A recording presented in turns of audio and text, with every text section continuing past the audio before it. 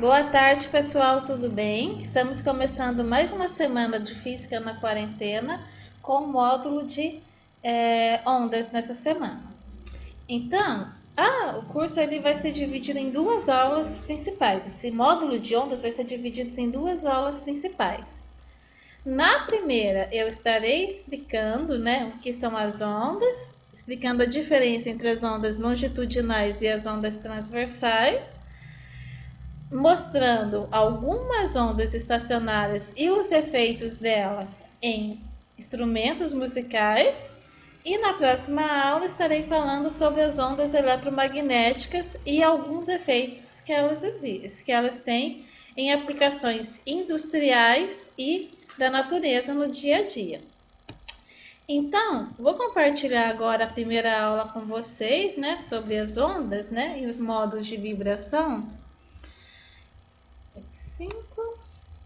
Então, vamos imaginar primeiro, para tentar, não se enxerga uma onda. Por exemplo, o som é uma onda sonora, mas nós não conseguimos enxergá-lo, A luz é uma onda eletromagnética, mas nós também não conseguimos enxergá-los. No entanto, os nossos sensores, os tímpanos, o olho, conseguem detectar essas ondas. Então, vamos começar pensando em onda como o exemplo de uma fileira de dominós. Assim que um impulso é lançado nessas fileiras de dominós, o que vai estar acontecendo? Os outros dominós eles saem da posição do equilíbrio e ele todos caem, naturalmente,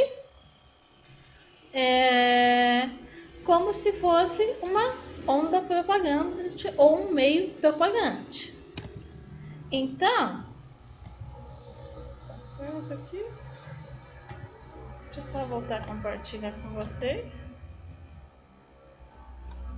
Há dois tipos básicos de ondas que eles podem ser descritos, que vão ser as ondas longitudinais e as ondas transversais.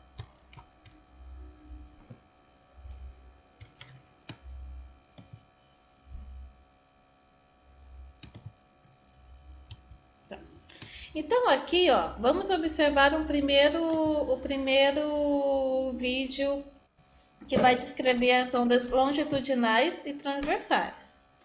Observe com calma esse início de vídeo. Eu tenho aqui uma corda, depois eu vou usar uma mola.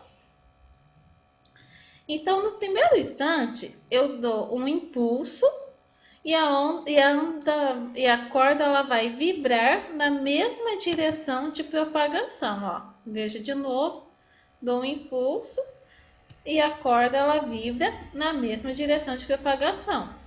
No entanto, quando bate-se essa corda na lateral, quando o impulso lançado sobre ela é dado na lateral, então nós vamos ter agora que a vibração ela está orientada perpendicularmente à direção de propagação. Na mola é um pouco mais fácil de visualizar. Então, se dá um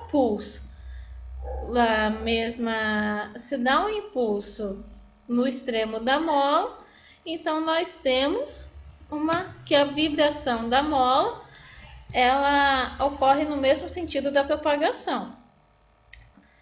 Dando um impulso na lateral, então na lateral ou em outra posição, a vibração dessa mola ela vai acontecer perpendicularmente à direção de propagação. Em física, nós classificamos que as oscilações elas estão relacionadas com as vibrações e a onda está relacionada com a propagação.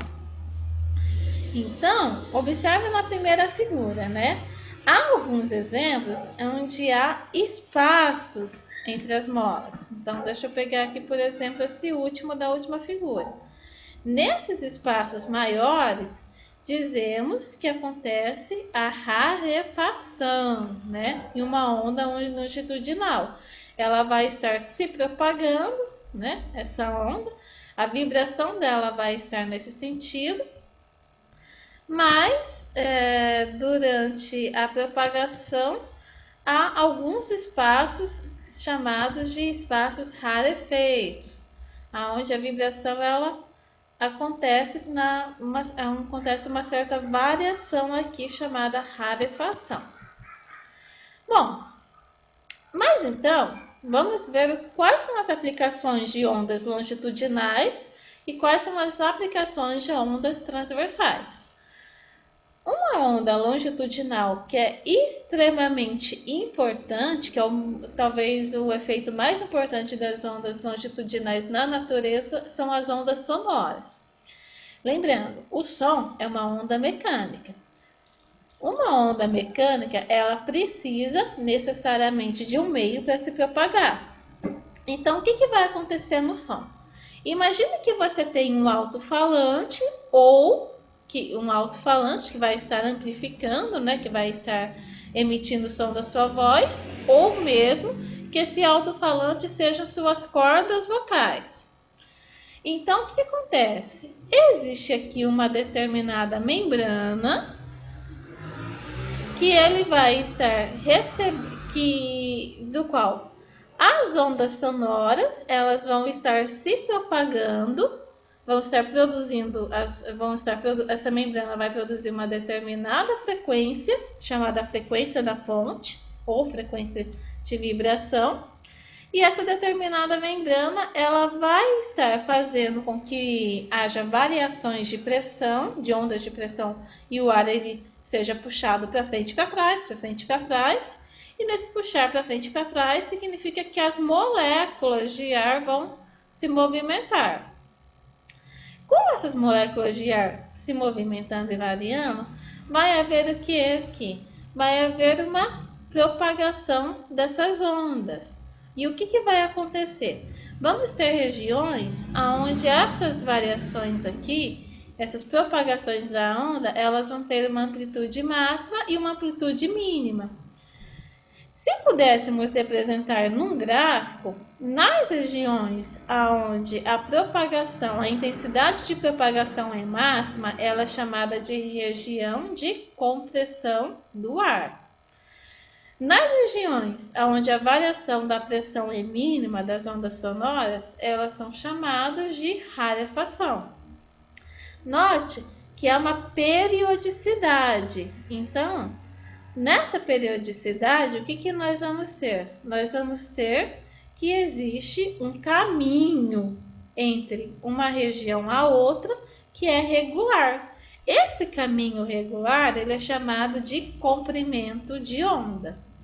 E a equação característica da ondulatória e a principal equação da ondulatória será a equação 2, que relaciona a velocidade de propagação da onda no meio com o comprimento de onda que vai ter entre as regiões de compressão ou entre as regiões de rarefação, né?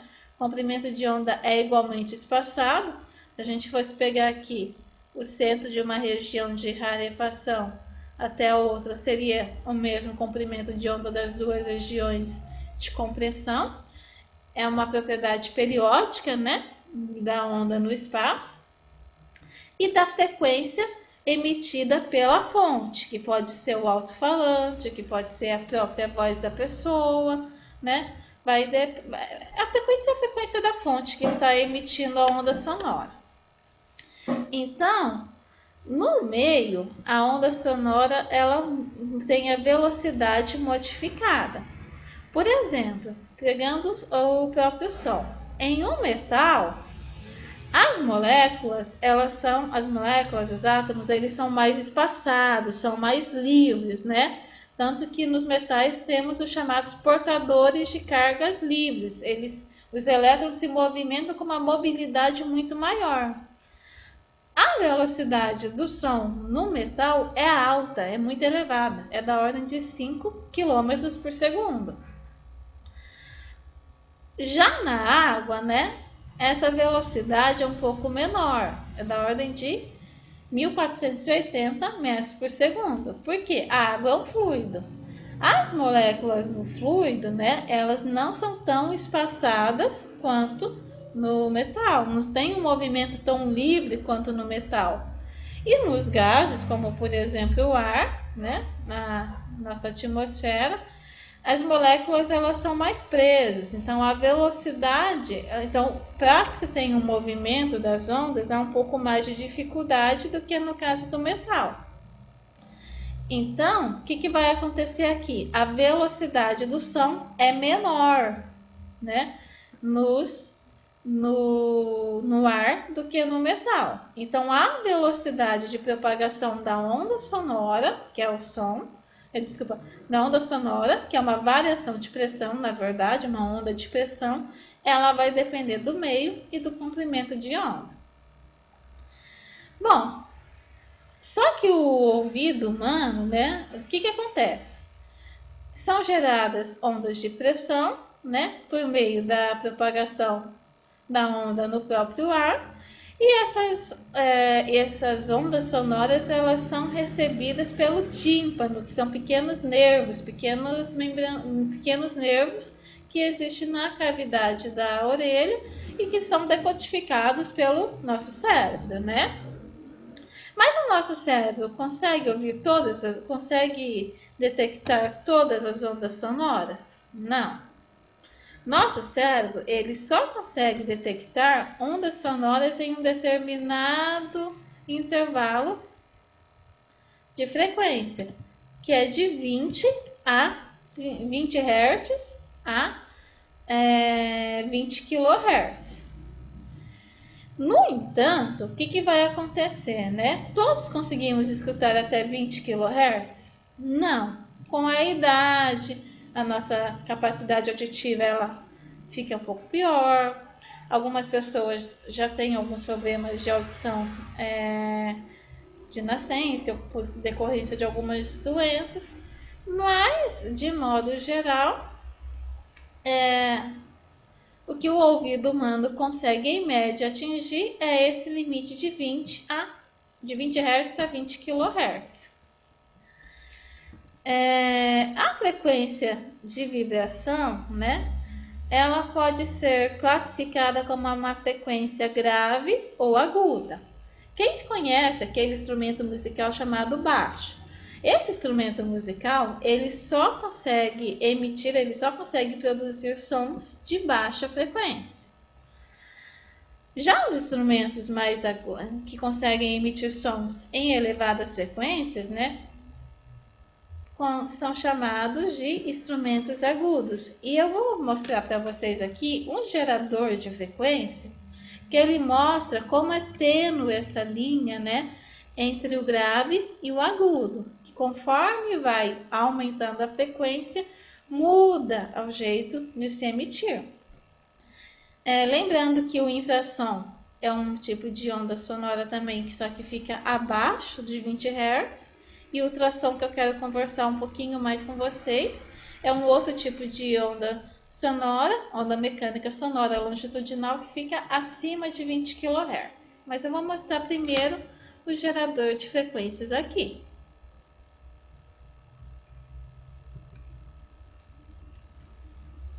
Só um minutinho para eu abrir a página.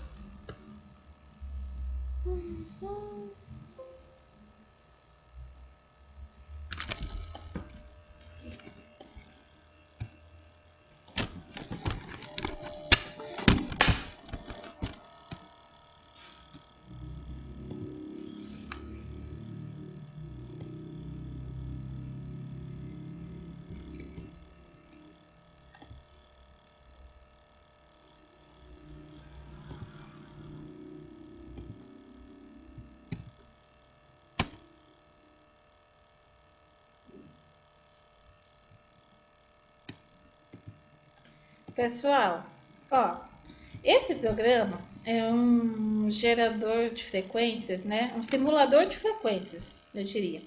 Mas que ele é bastante interessante para ser utilizado para ver como que vai mudando a frequência de vibração.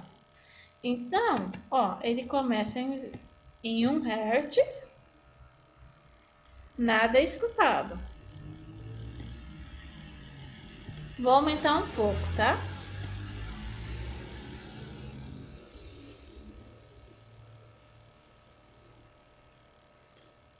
(16). Há algo, mas nada detectável. Tentem fazer essa experiência em casa para vocês conseguirem perceber pela própria sensibilidade essa linha tênue entre o elevado e entre a frequência mais grave e mais aguda.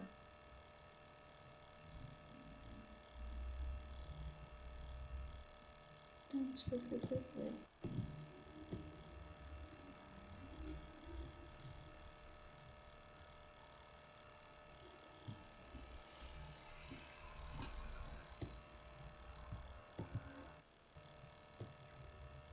Começando de novo aqui, ó. 4 nada, 7 nada, 9 nada, 15 nada, 20 nada. Em 23 há algo que parece uma batida. Eu não sei se vocês vão conseguir escutar no vídeo, mas tentem fazer em casa com o link. Ficou mais intenso. Há algo, parece uma batida. Uma batida é uma vibração. E aí vai aumentando, fica até ruim de escutar, pelo menos para mim. Fica extremamente agudo. E aí eu vou parar por aqui, mas vocês podem brincar até 20 kHz depois no programa, né? Então, a frequência de emissão, ela vai modificar, né, o caráter, digamos assim, ela vai modificar o som emitido, a audição que você vai ter da onda sonora. Essa onda ultrassom aqui, sonora, também é um pouco especial pelo seguinte motivo, né? Bom, alguém aqui talvez já tenha feito algum exame chamado ultrassom na vida, ultrassom médico. Então, o que acontece? Na ultrassom, no instrumento ultrassom, né, de uma certa maneira, uma onda sonora, ela é lançada nos seus órgãos, nos nossos órgãos, né? E daí, espera-se, estou explicando de forma resumida o princípio do ultrassom. Depois que essa onda é lançada pelo tubo, né, pelo detector, né? Espera-se o tempo de resposta do som para se chegar nesses órgãos. Esse tempo de resposta do som para se chegar nos órgãos, né, eles vão estar mostrando, depois o aparelho consegue decodificar, o tamanho dos órgãos. Então, observa-se se há ou não algum tipo de anomalia no tamanho. Se houver algum tipo de anomalia, pode-se observar se há algum tumor, algum nódulo, algum tipo de cisto, né? E na indústria de alimentos, por exemplo, há outra aplicação muito importante do ultrassom. Qual que é a aplicação importante do ultrassom na indústria de alimentos? Quando se prepara um filme biocomestível, que é um filme de amido, que é uma solução, um filme composto por uma solução misturada com amido e polissacarídeo, por exemplo, proteína de soja e algum tipo de goma, né? Na mistura, ele vai passar por alguns processos químicos e vai ser necessário homogeneizar ele com um agitador eletromecânico. Só que nessa homogeneização acabam formando bolhas de ar. Então, o que acontece? A solução dentro do becker, depois de agitada, é levada a ultrassom, aproximadamente por 1 hora, vai depender um pouco de cada filme, mas as pessoas costumam deixar aproximadamente por 1 hora, né? E daí o ultrassom ele vai estar contribuindo para que as bolhas de ar existentes na solução se quebrem. Então, ele vai estar deformando as bolhas. Bom, falei da onda mecânica, longitudinal. Há uma outra forma também de produzir onda transversal, como as ondas que acontecem na corda. Então, eu vou mostrar aqui mais uma simulação da Universidade do Colorado, né? Que vai mostrar a onda em uma corda com uma corda que está presa entre os dois extremos, entre os dois intervalos.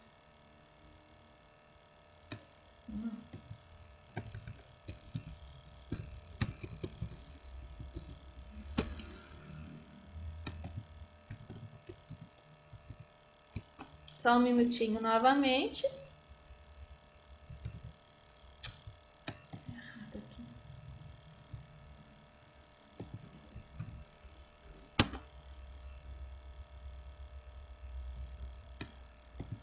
Computador.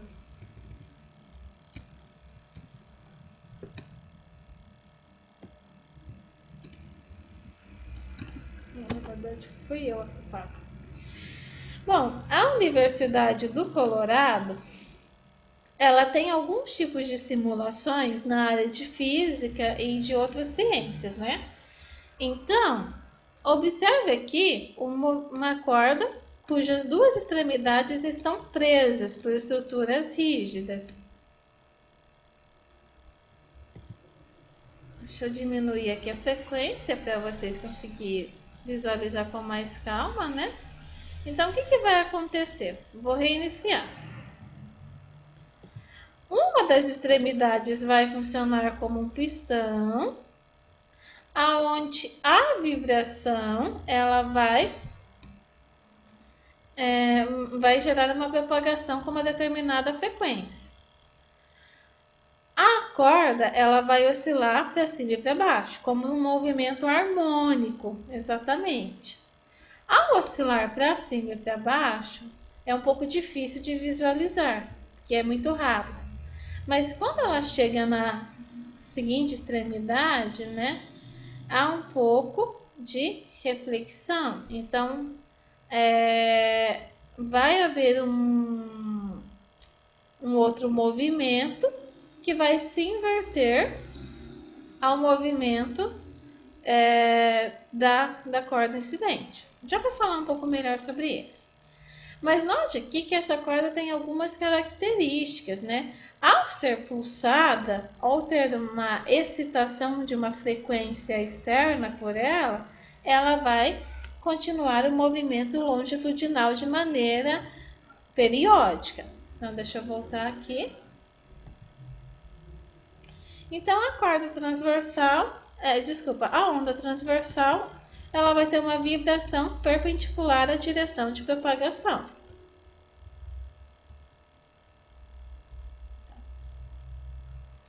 E aí, é o que eu queria falar para vocês. Nesse movimento perpendicular, o que vai acontecer? Como é muito rápido, quando a corda ela sai de uma extremidade e vai até a outra,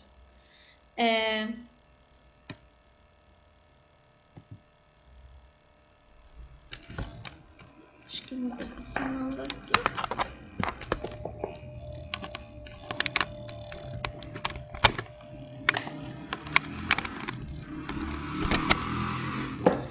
Quando a corda ela sai de uma extremidade e vai até outra, né?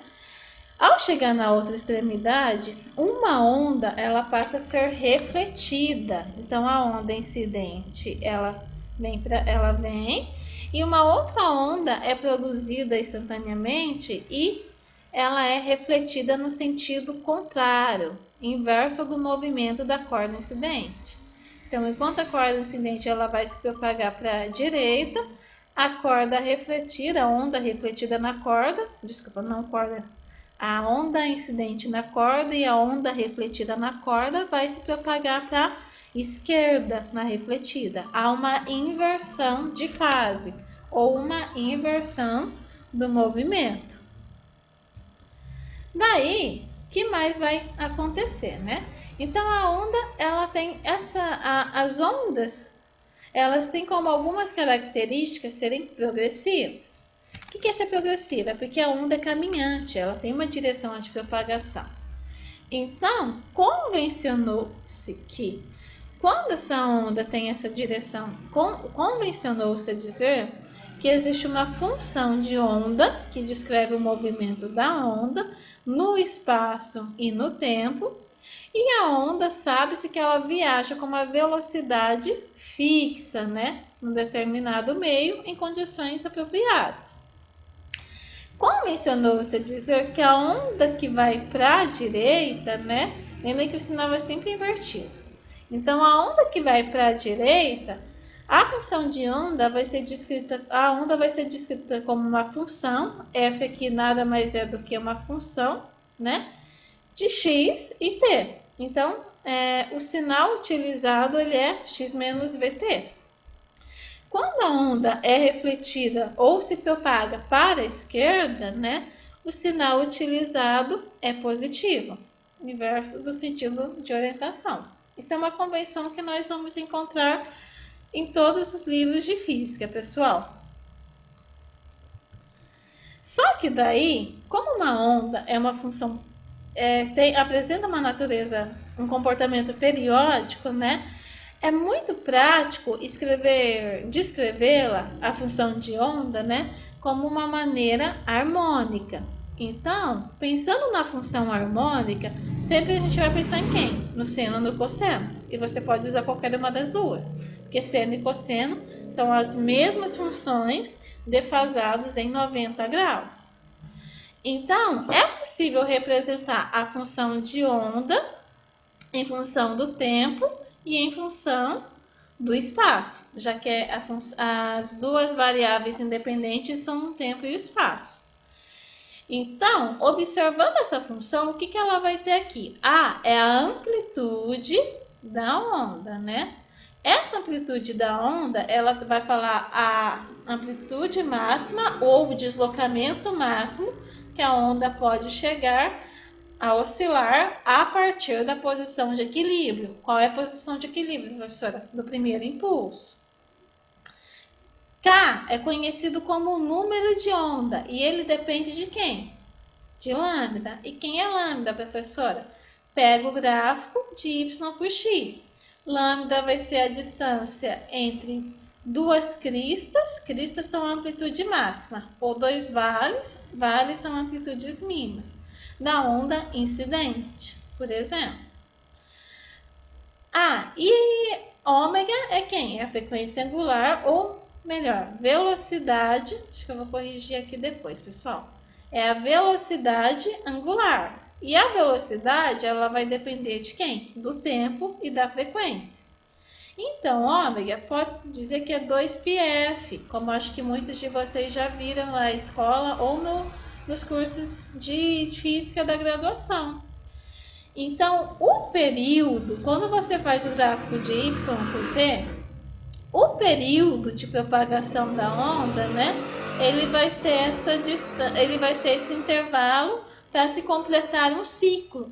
Ou seja, vai ser o intervalo que se demora para que se repita a mesma posição da onda na sua crista ou no seu vale, observando o gráfico de y por t.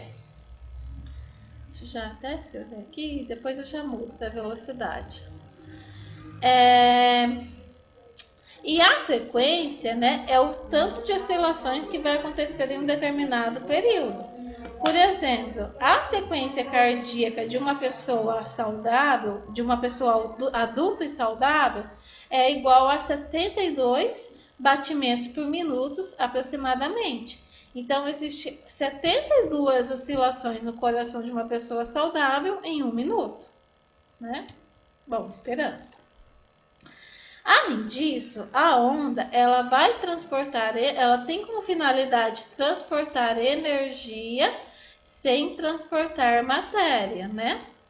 E a onda, ela vai, e a energia da onda mecânica, ela vai ser proporcional à amplitude ao quadrado. E se a onda não for amortecida por nenhum outro meio, né, essa energia mecânica é constante, né? Além disso, y é chamada de função da onda. Mas essa função de onda, ela é um resultado, ou melhor, ela é a solução da equação da onda. Ah, mas a equação da onda é o que, professora? É essa equação que vai ter uma chamada derivada parcial da função de onda no espaço, uma derivada parcial de segunda ordem, relacionada com a derivada parcial da onda no tempo, só que existe uma constante de relação entre elas, que é a velocidade da onda ao quadrado. Então, gravem bem essa equação que vocês vão utilizar nos cursos de Física 1, Física 2, Física 3, Física 4.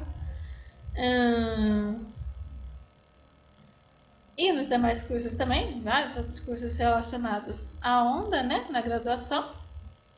Mas é a equação característica da onda, sendo que y é a solução da equação. Ah, mas professora, em laboratório a gente consegue reproduzir algo com as ondas? Consegue, né? Imagina que você tem aqui um fio, uma corda de condolê. O que é uma corda de condolê? É um fio perfeitamente inextensível, aonde considera-se que ele não oferece resistência inicialmente. Considera-se que ele não oferece resistência ou dobras, resistência às dobras durante a oscilação. E podemos reproduzir aquele experimento simulado na Universidade do Colorado em laboratório tendo uma polia ou algo que fixe, né? Nesse caso eu usei a polia para fixar o fio e também um pistão vibratório. Esse pistão vibratório é excitado por um gerador de frequências. Então, eu vou mostrar para vocês o experimento, né? Para vocês observarem o que acontece com a corda. Tentem observar com calma, porque fica um pouco rápido no experimento, né? Então, ó, teve uma excitação.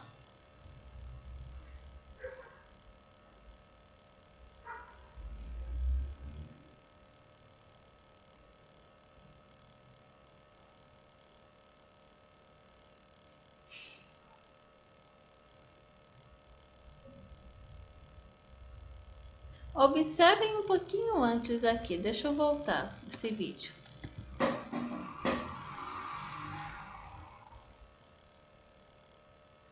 Parece que é formada uma barriga, semelhante àquela situação que quando você pula a corda, né? Não sei se vocês lembram ou já pularam na infância. Essa barriguinha tem um nome chamado ventre, mas tem uma outra condição física por trás dela. Aí agora, passou um tempo, são formadas duas barriguinhas e tem um nó, né? Algo que nós chamamos de nó entre elas. Note que nesse experimento eu estou aumentando a frequência. Eu comecei de 1 Hz e fui até 56 Hz, se eu não me engano. Mas ainda não chegou em 56 não. Agora mudou o comportamento da corda a 3 ventres e 2 nós.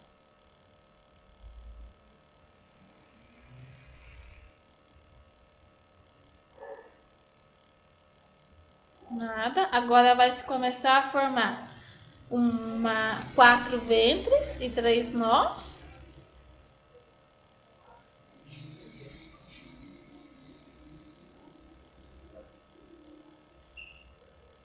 Se eu não me engano, agora já se formou 1, 2, 3, 4, 5 ventres e 4 nós. Eu já vou explicar o que é ventre e o que é nó, tá? Ventre é essa barriguinha, nó é o pontinho. Mas tem uma outra explicação, só para a gente acompanhar o que está acontecendo. Agora se formou 6, isso tudo, acho que 6. 3, 4, 5, 7 na verdade, desculpa. Não lembro se eu cheguei a 8.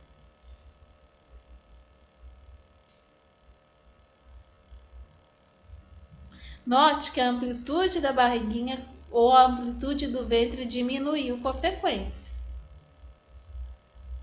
Acho que aí agora eu tentei chegar em 8.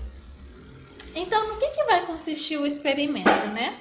Vamos ter um gerador de frequência, que esse gerador ele vai ser regulado, né, para emitir uma frequência de vibração no pistão, que vai ficar oscilando, vai fazer com que a corda oscile. Coloquei uma fitinha, né, para a corda não escapar. Essa corda ela vai ser presa na outra extremidade com a polia. E o que vai ajudar a manter a corda presa são esses suportes aqui, que no caso eu peguei 2 suportes de 50 gramas cada um. Note que para que o experimento funcione em boas condições, a corda tem que ser perfeitamente esticável. É claro que na vida real nada é perfeitamente esticado, mas é quase que perfeitamente esticável, uma ótima condição. E a tração da corda, que é a força que existe nas cordas, né? Quando você tá, que é a força que você até pode chamar, associar uma resistência da corda, uma propriedade mecânica, né? Que é o que você pode esticar, puxar a corda. Essa tração da corda tem que ser muito maior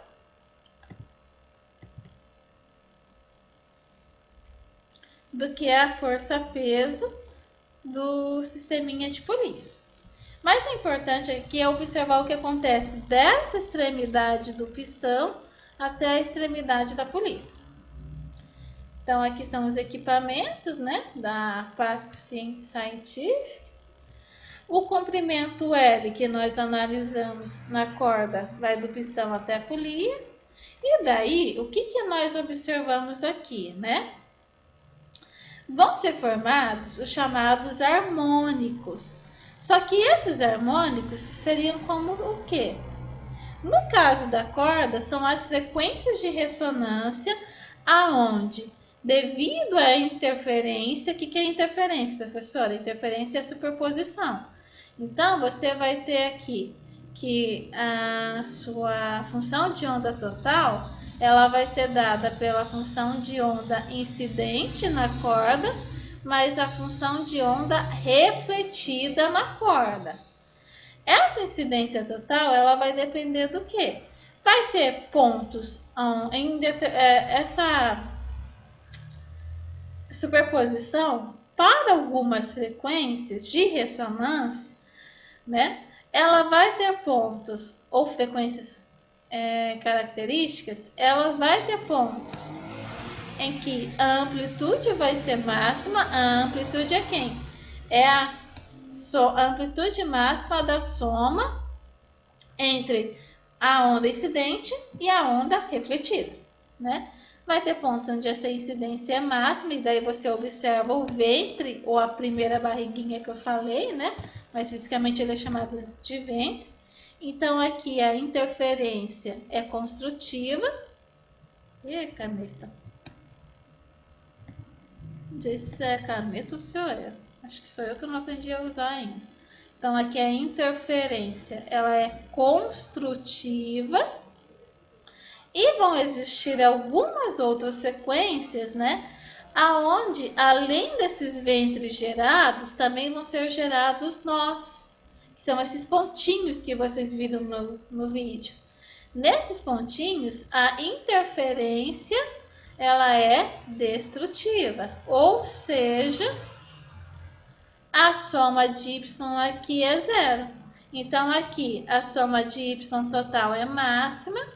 Aqui também vai ser máxima para a segunda frequência. Sempre vai depender da frequência. Então, o y vai ser máximo nos ventres e mínimo nos nós.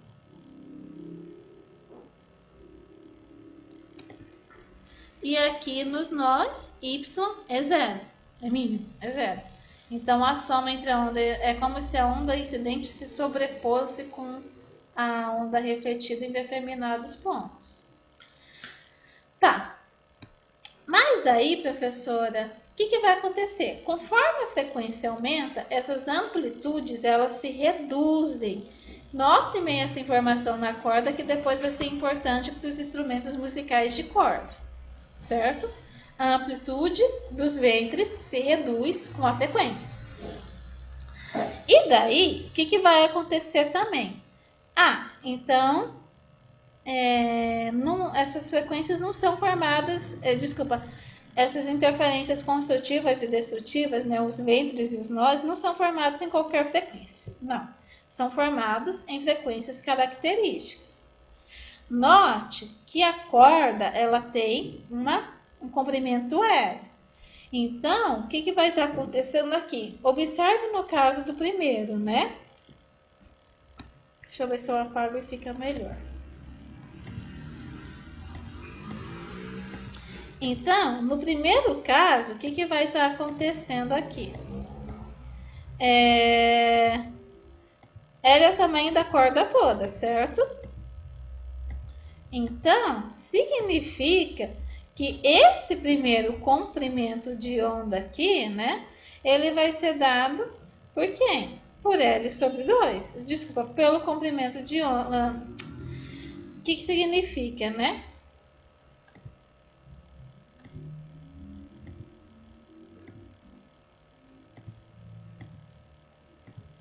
Que esse primeiro ventre aqui, ele vai ter um L que vai ser dado por metade do comprimento de onda. Você não vai estar vendo todo o comprimento de onda.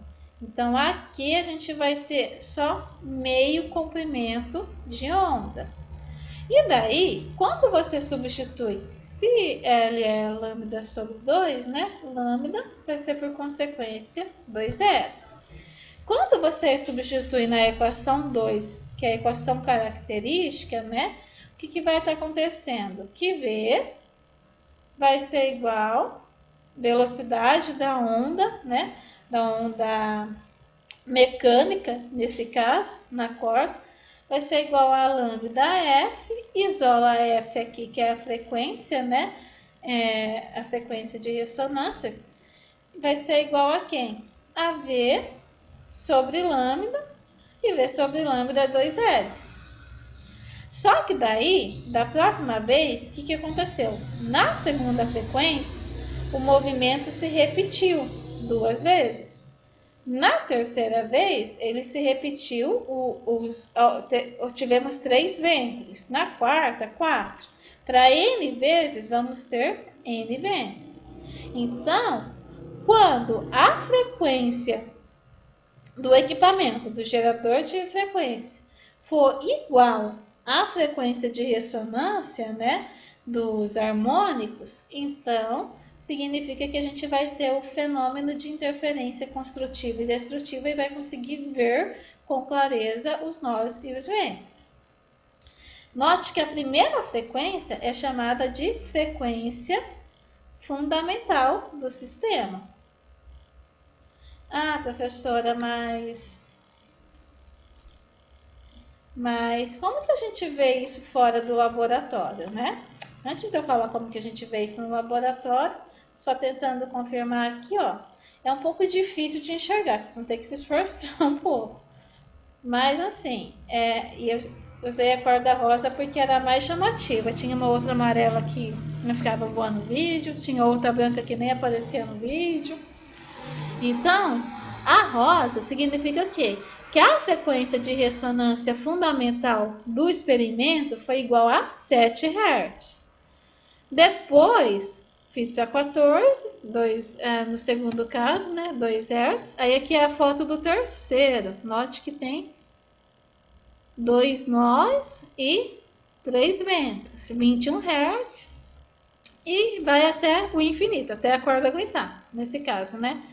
Em laboratório eu tenho um pouco de medo que, como o equipamento é caro e só tem um, geralmente, né? Eu não passo muito de 7 ou 8 ventres.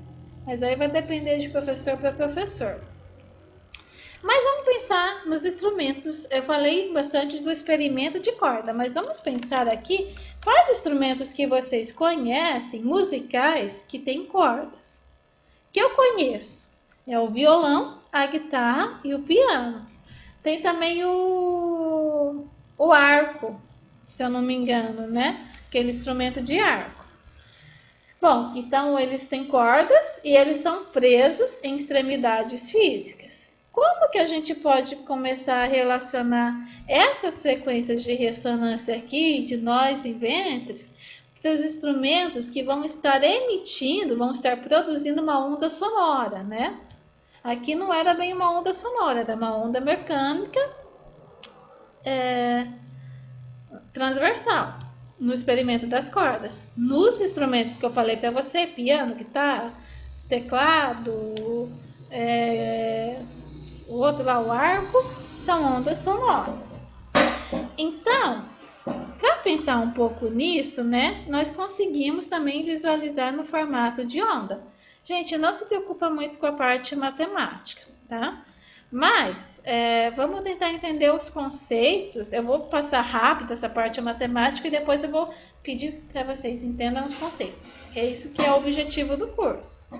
Existe uma chamada densidade linear da corda, né? Ou da corda, que ela é chamada de ρ. E ela é o quê? Ela é dada pela variação da massa pelo comprimento, né? O dx aqui a gente representa como o comprimento da corda.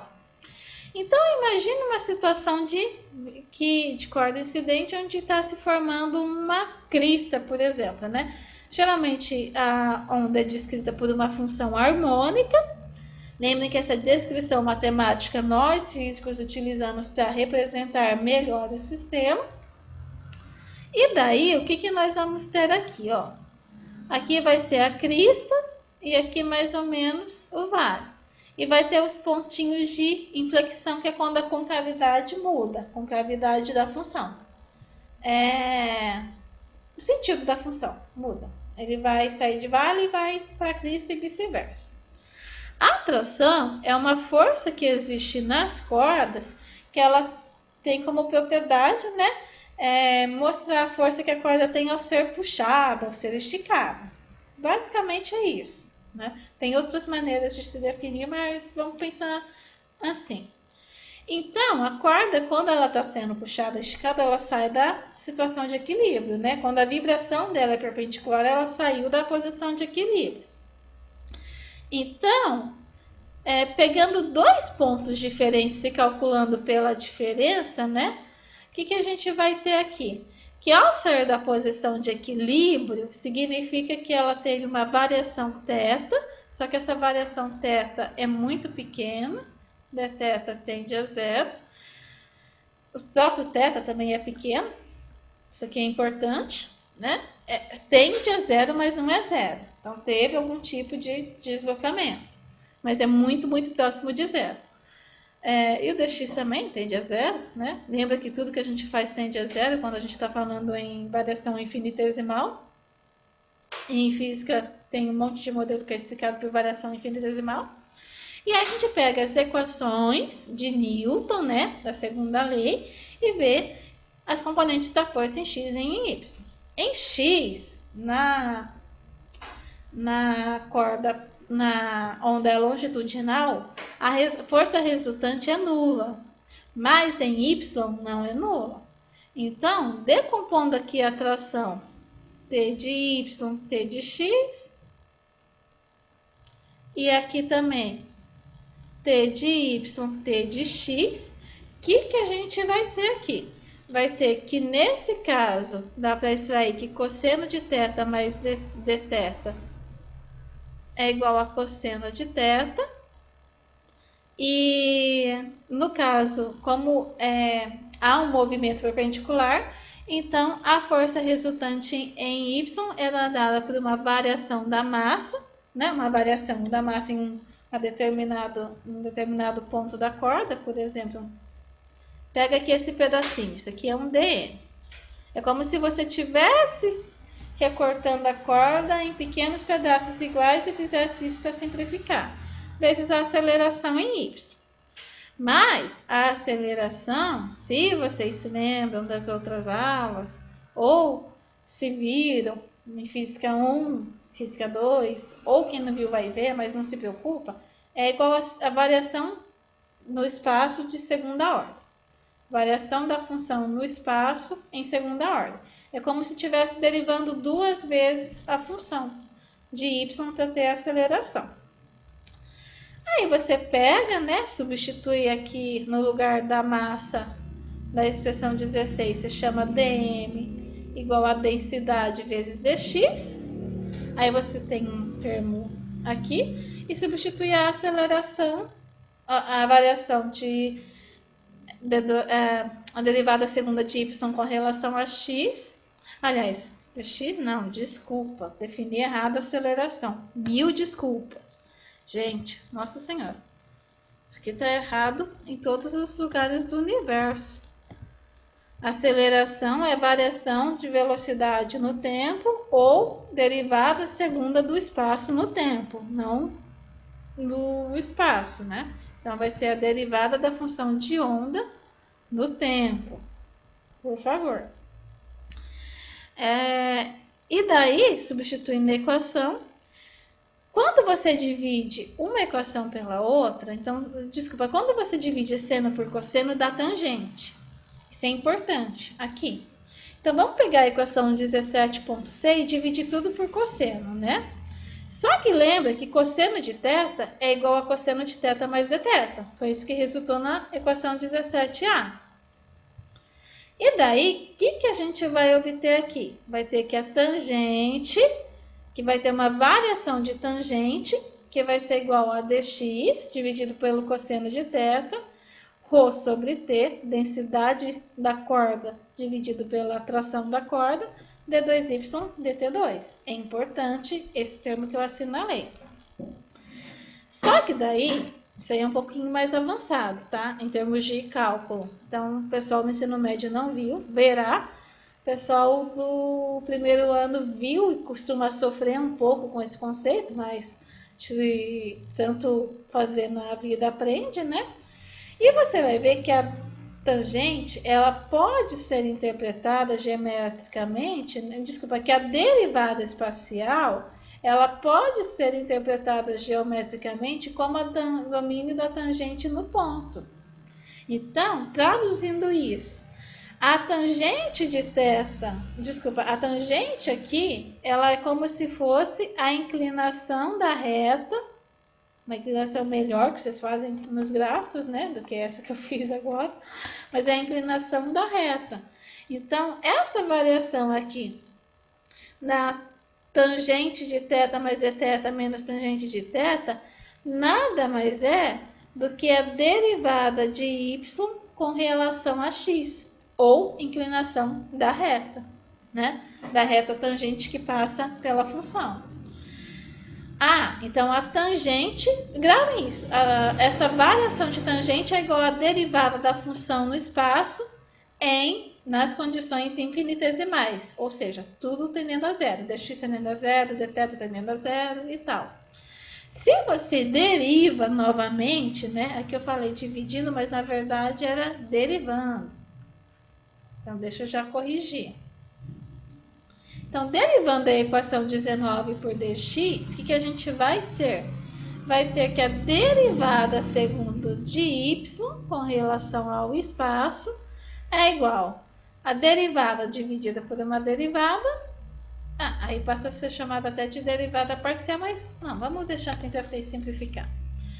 Derivada da derivada, dx dividido por dx, dividido não, né? Se vocês cálculo iam me matar se eu falasse isso. Mas a derivada dividida por derivada diferenciada por ela mesma se cancela.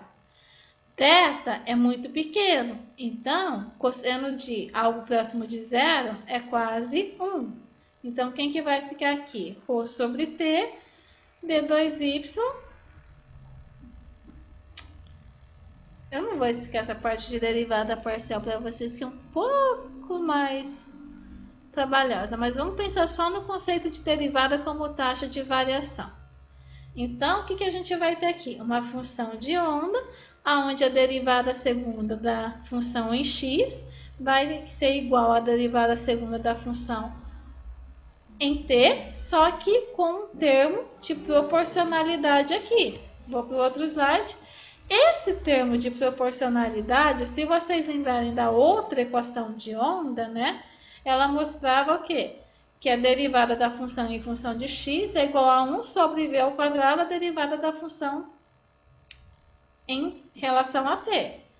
Portanto, a velocidade aqui de propagação da onda na corda, ela vai depender de quem? De t sobre ρ.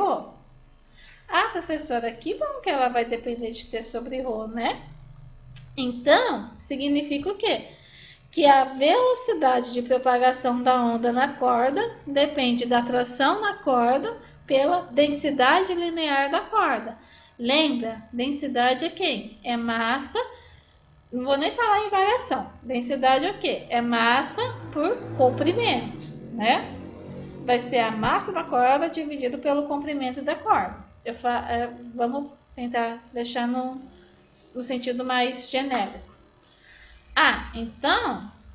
Ih, professora, mas aí eu fiquei um pouco confusa, né? Porque você tinha lá uma função dos harmônicos do experimento da corda. Você tinha lá que... a frequência de N harmônicos, ou N de N ressonâncias, era igual a N dividido por 2L vezes V. Mas quem quer ver agora? V é a raiz de T sobre Rho. Por que isso é importantíssimo em instrumentos musicais? Vamos pegar o violão. Bom, a tração, por exemplo, né? Vamos pensar no violão e vamos lembrar dessa equação da velocidade. T por densidade. Lembrando que densidade é massa por E. Tá. Todo mundo veio parar aqui. Ops! Falei que eu não sei usar a caneta ainda. Tá. Deixa aqui, gente. Velocidade é T sobre Rho. Tá. Quanto maior for a tração, maior vai ser a velocidade de propagação da onda na corda. Então, quem que é essa velocidade de propagação de onda na corda? O violão, o piano e os instrumentos de corda vão gerar o quê? Sons, vão gerar os harmônicos. Os sons são os harmônicos. Calma que eu já chego no que é o harmônico. Perfeito, prof. Então, como que isso acontece? Não entendi. O violão, vou pegar aqui, na verdade é uma guitarra, né? Mas, enfim, para simplificação, é o mesmo princípio. O que você vai ter aqui? Quanto maior for a tração na corda, né? Maior vai ser a frequência. Quanto mais grossa for a corda, ou mais massiva for essa corda, né? Maior vai ser a frequência. Então, a frequência ela pode ser aumentada, se tornar mais aguda com as condições físicas dos instrumentos, né? Ou ela pode ser mais grave, ser menor, com os instrumentos utilizados. Professora, que bom! Mas daí, o que vai estar acontecendo, né? Eu vou ter o quê?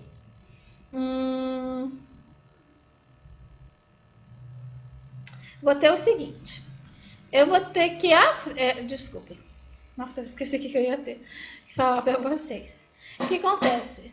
No violão, quando você vai dedilhar, por exemplo, o violão para soltar um som, né? Para soltar um som, não. Para que seja formado um som, quando você vai dedilhar, é como se você estivesse dando um impulso. Na verdade, forma não, mas dá um impulso. Vamos pensar assim, dá um impulso. Então, a onda, ela vai se propagar. No violão, o sentido orientado costuma ser daqui para cá, tá? Então, é da direita para a esquerda. Isso aqui vai ser importante, saber essa informação. Então, você vai dedilhar, vai gerar uma onda incidente que você não vê e essa onda incidente ela vai ser refletida e vai formar uma onda estacionária, né? Só que essa onda estacionária formada entre as extremidades, é muito difícil de ser observada. Você tem que estar muito atento para detectar ela, né? Mas você pode não observá-la completamente, mas vai escutá-la. Por quê? Porque aqui dentro do violão, e no caso do piano a mesma coisa, existe um caixote de madeira, geralmente é feito de madeira. Acho que de todos os instrumentos musicais são feitos de madeira, mas podem me corrigir se eu estiver errada, né? Esse instrumento, eles têm um caixote grande, então o som ele vai ecoar, ele vai se repetir. Então essas ondas estacionárias vão se repetir N vezes. E esse N é o que, professora? N é igual a infinito. Vai ser infinitas vezes, até maior do que a nossa capacidade auditiva. Então, quando você vai estar amplificando, você vai gerar uma onda no violão, desculpa, uma nota no violão, a onda vai se propagar, vai ser emitida uma vez, depois ela vai ser emitida 2 vezes, 3 vezes, 4 vezes, até formar a chamada série de harmônicos. A nossa audição, segundo os especialistas, eles dizem que a nossa audição consegue escutar até o 16º harmônico. Ou seja, uma tocada de violão pode gerar até 16 harmônicos, né? Que são audíveis aos nossos ouvidos. Se bem que, na verdade, são infinitos harmônicos. Mas vamos pensar um pouco aqui nas propriedades. Então o som ele vai gerar uma série de harmônicos que podem ser combinados entre eles, dependendo de como que o profissional ou como que a pessoa vai tocar o instrumento musical. Volta aqui para o violão. Uma forma de afinar o violão, vocês sabem qual é? É mexendo aqui nessas tarraxas. Mas o que acontece quando eu mexo na tarraxa? Eu vou mudar o quê? Eu vou mudar a tração. Então eu posso estar afinando o meu violão para deixar ele com uma frequência para deixar ele mais grave, por exemplo, né? Uma frequência mais grave, se for o meu interesse. No entanto, aqui, o que vai acontecer? L é menor. Lembra que o violão começa daqui, a corda do violão tem esse sentido da direita para a esquerda. Então, por aqui, eu consigo tirar os sons o quê? Com L menor. Se L é menor, a frequência é menor. Lembra? Isso aqui vai ser igual a tração dividido pela massa vezes L. Então, se L é menor, então dessa parte do violão eu consigo tirar sons mais graves. Da outra parte do violão, que está a uma distância L maior, eu consigo o quê? Eu consigo gerar sons mais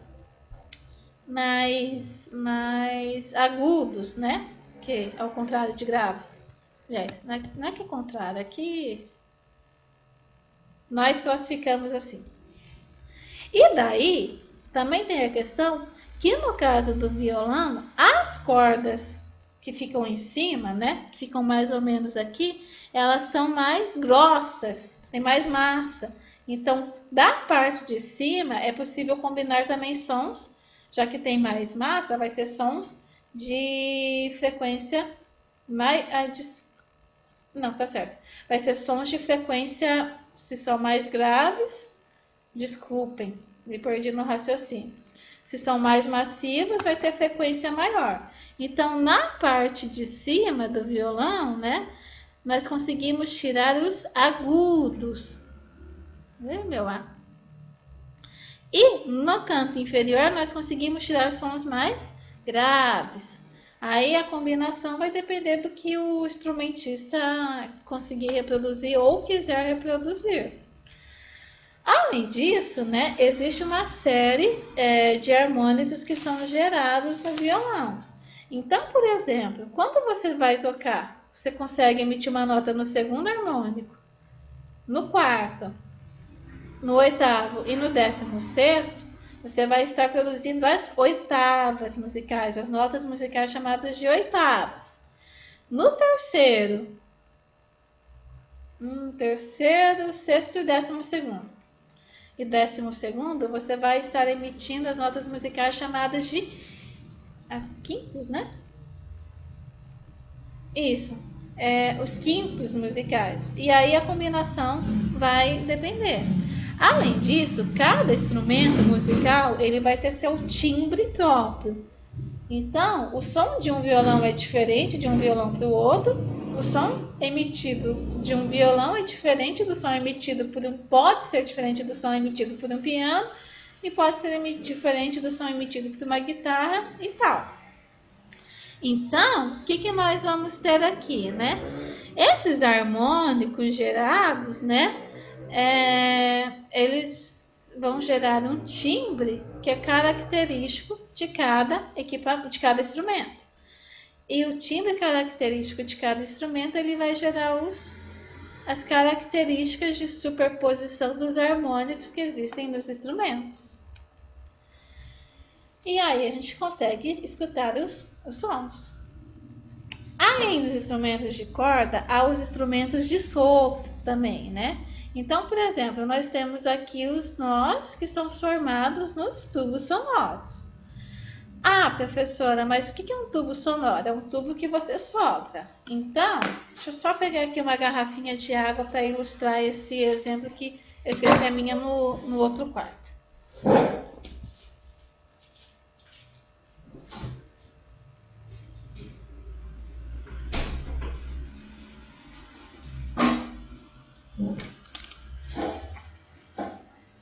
Então, por exemplo, se eu soprar aqui uma garrafa de água,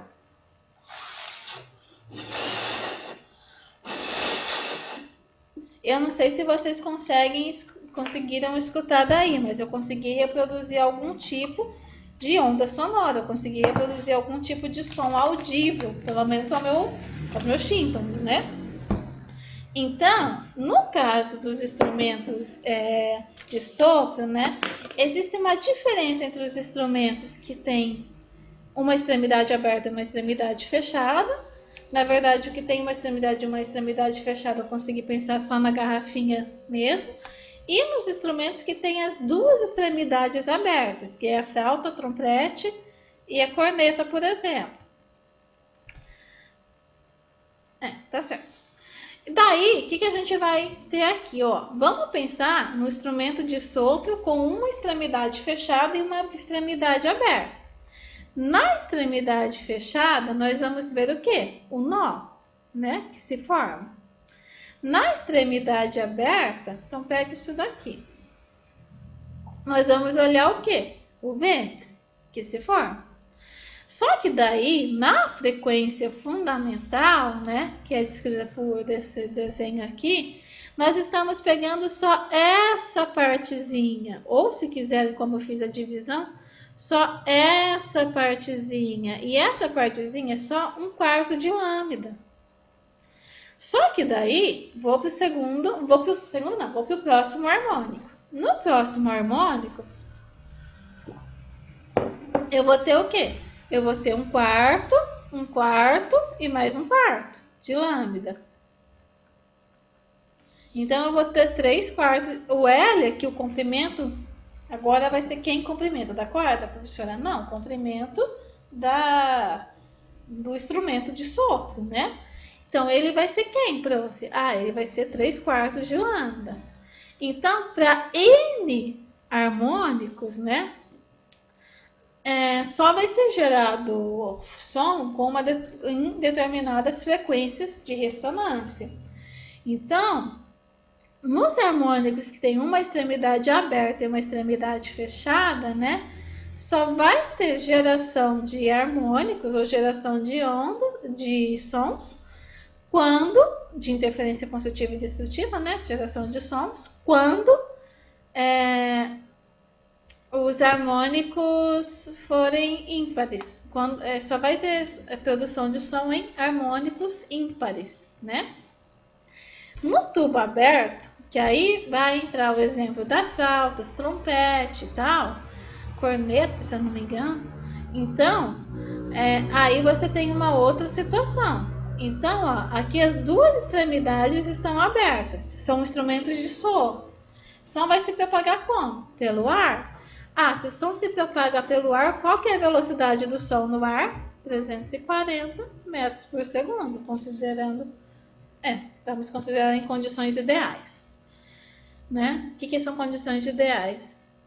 Essa daqui, a velocidade de 340 metros por segundo, ele é encontrada em 15 graus.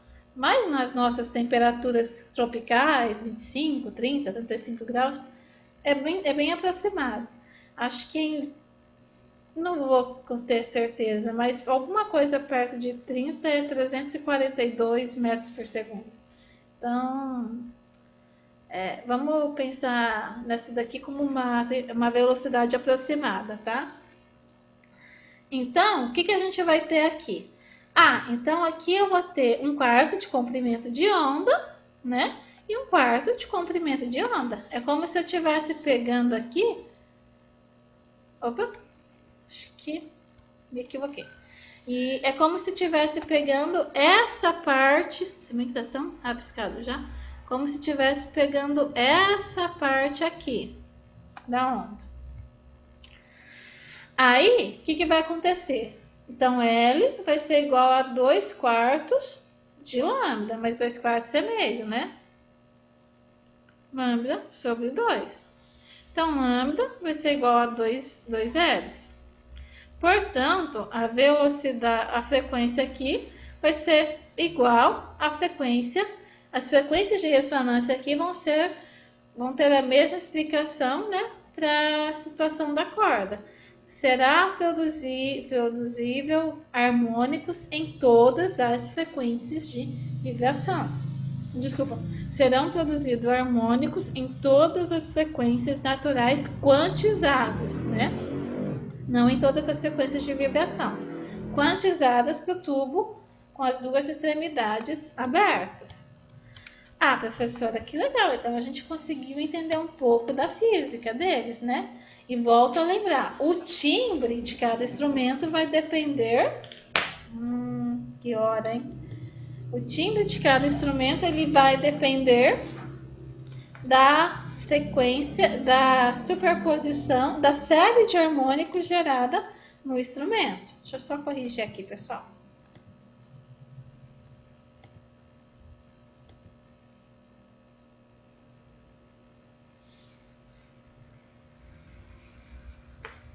Só estou reabrindo o PowerPoint.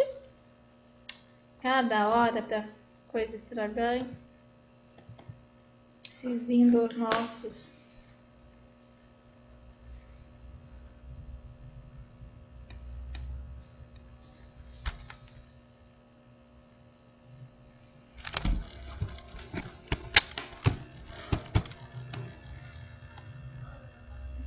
Então, deixa eu habilitar aqui para vocês de novo.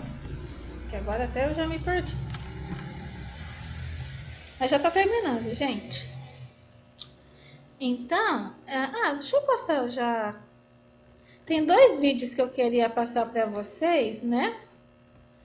Que eles vão reproduzir um outro fenômeno chamado ressonância. Deixa eu ver se está compartilhando, só para ter certeza.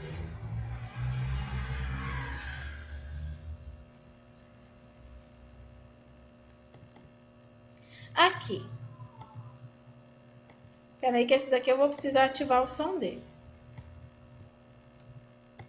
Então, o que acontece?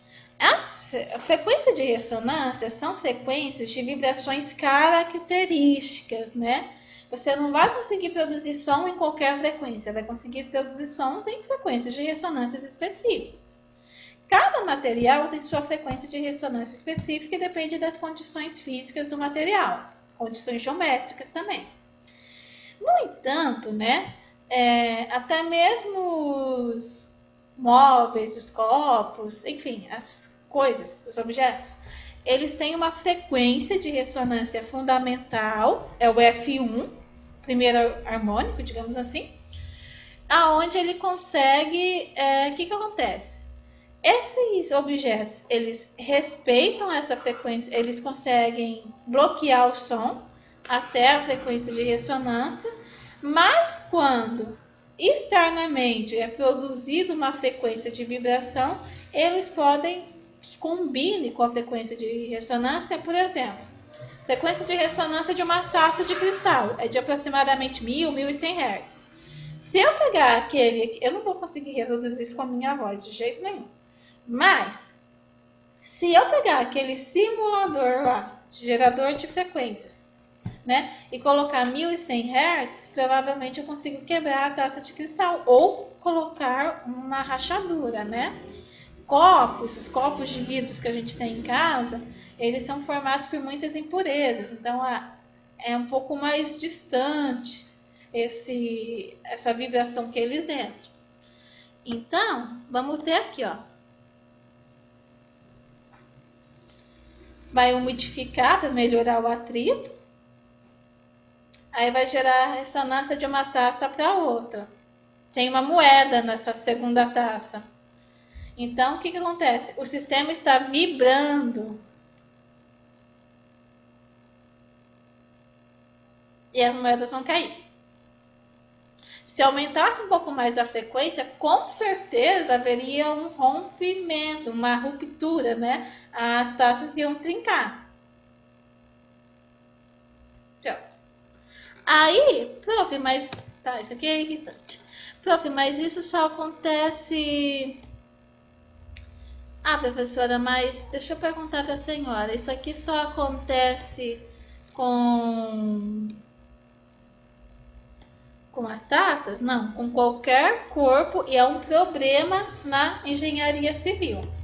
Tem uma situação muito famosa que aconteceu em 1940 da ponte da cidade de Tacoma, nos Estados Unidos, né? Aonde a estrutura da ponte entrou em ressonância com a velocidade dos ventos e simples. Olha só, gente, parece uma Maria Mole. Desculpem o termo, mas parece uma Maria Mole. Essa ponte caiu, ela desabou. Então, um problema na área de engenharia estrutural hoje, né, é que as pontes, as edificações, nossas casas sejam construídas com uma frequência maior do que a frequência de ressonância de alguns agentes externos. Quem são os agentes externos, professora? São o vento e são os terremotos. Professora, mas no Brasil quase não tem terremotos, se bem que nesses tempos está acontecendo de tudo, né? Terremotos, gafanhotos, e pandemia, e sabe-se Deus mais o que. Mas, enfim, em países que têm uma grande incidência de terremotos, como o Japão e Chile, né? As edificações, elas já são feitas, por exemplo, com alguns amortecedores que funcionam semelhante ao sistema de Herberg, que eu passei para vocês na aula passada, aonde entre a estrutura da edificação e o solo são colocados esses amortecedores. Para quê? Para que se tiver muitas vibrações das placas tectônicas, né, a estrutura fique firme, né, se equilibre. No entanto, não vai ser... o que o senso comum pensa? Ah, professora, então se tiver uma vibração forte, vai derrubar? Pode derrubar. Mas lembra que ondas são um conjunto de vibrações, é uma somatória de funções. Então, se tiver várias ondas oscilando nos tremores das placas tectônicas, nos deslocamentos delas, né, elas podem vibrar e entrar em ressonância com as edificações.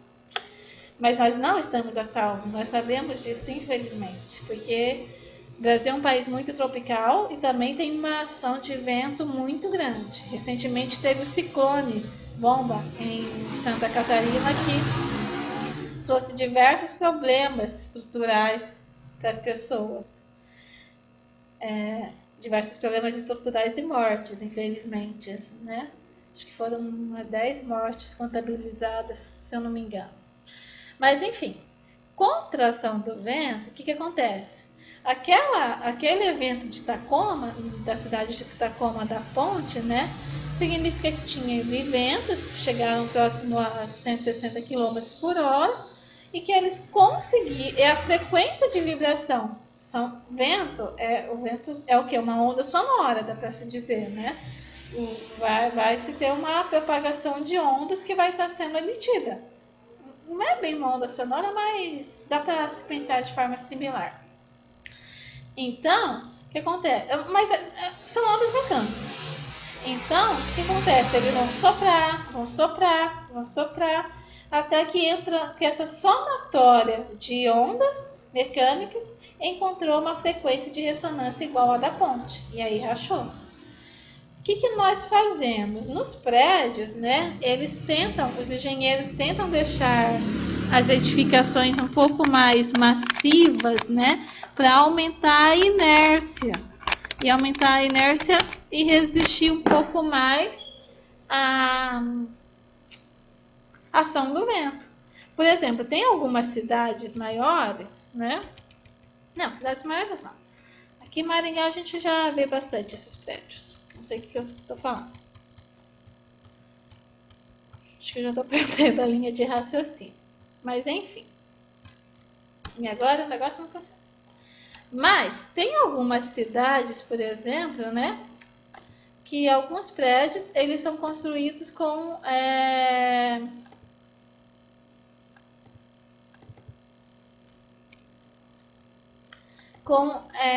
algumas estruturas na lateral, que é exatamente para equilibrar o sistema de forças, que é para aumentar a inércia do prédio. Gente, meu programa de novo fechou.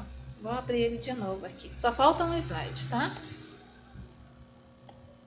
E por fim, vou falar de uma onda estacionária que não é mecânica, mas é uma onda transversal, e também ela é chamada de onda micro-ondas, que você possivelmente tem na sua casa, ou se não tem na sua casa, já viu alguma casa que tem. Todo mundo já usou um micro-ondas na vida pelo menos uma vez. Então, como que ele funciona, né? Ondas micro-ondas são parte do conjunto de ondas eletromagnéticas. Então, as ondas eletromagnéticas, elas têm uma natureza, que eu vou mostrar na próxima aula, que são formadas pela composição do campo elétrico, do campo magnético, perpendiculares entre si e perpendiculares à velocidade de propagação das ondas. Então, o que vai estar acontecendo? Existe um equipamento chamado do magnetron, que é esse aqui, que ele vai estar, por meio de uma diferença de potencial de 4.000 volts, ele vai estar acelerando os elétrons, vai produzir uma descarga e vai produzir a onda micro-ondas. Só que essa onda, ela vai incidir, incidente é a onda de linha contínua. Ela vai incidir na parede, na cavidade metálica do outro extremo da parede do micro-ondas. E além disso, metais são ótimos, são excelentes condutores. E ela vai refletir. Aí vai gerar o quê? Ondas estacionárias dentro do micro-ondas. Mas pensa, para que serve o micro-ondas? Para aquecer o alimento. Como que ele faz isso? Aquecendo as moléculas de água. Então, o que vai acontecer? Vai ter pontos onde a intensidade vai ser máxima, nós teremos uma interferência construtiva, e pontos de nós, que é a interferência destrutiva. Pensa na prática. Ia ter o quê? Ia ter isso daqui ia acontecer o quê? Ia ter situações, pontos do alimento, que as moléculas de água absorveriam tanta energia que superaqueceriam o alimento, e outros pontos que não aqueceriam nada. Mas isso daqui acontece o quê? Em determinadas frequências de ressonância. Então, você vai somar o campo incidente, o campo refletido, né? Isso. Aí vem o sinal de menos e mais, para falar que difere do incidente e do refletido. Depois de resolver essa equação, você pega os pontos de nós e vai ter as frequências características. Mas eu não vou focar nelas aqui, não. Gente, C aqui é a velocidade da luz no vácuo, tá? É da ordem de 3 vezes 10 oitava metro por segundo. E L é quem? L é o tamanho do micro-ondas, é o comprimento do micro-ondas por dentro. Na maioria dos micro-ondas é da ordem de uns 28 centímetros, mais ou menos, né? Então, como que resolve esse problema do superaquecimento? Sabe aquele pratinho giratório? Não sei se você já pensou sobre ele. Ele existe porque ele vai provocar uma rotação. Então, quando o alimento estiver aquecendo, o prato vai rotacionar e em determinados pontos aleatórios vai ter um aquecimento e outro resfriamento que vão se homogeneizar conforme o tempo que você programou para o aquecimento do alimento, né? E além disso, com essa homogeneização, você vai conseguir ter um alimento quase que uniformemente bem aquecido. Mas o aquecimento dos alimentos, das moléculas de água, só acontece por causa dos ventres ou da interferência positiva das ondas estacionárias. Pessoal, na próxima aula eu vou conversar com vocês sobre a transmissão de energia em ondas eletromagnéticas, né? Lembrando que o módulo dessa semana é ondas, e daí a gente conseguir discutir melhor para vocês entenderem um pouco as diferenças que existem. Mas, resumindo essa aula, pensem assim: existem ondas longitudinais e transversais.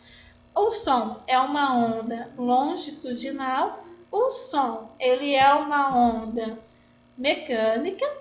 Quando existem instrumentos musicais que são compostos por cordas ou por instrumentos de sopro, as ondas elas vão se propagar perpendicularmente, né?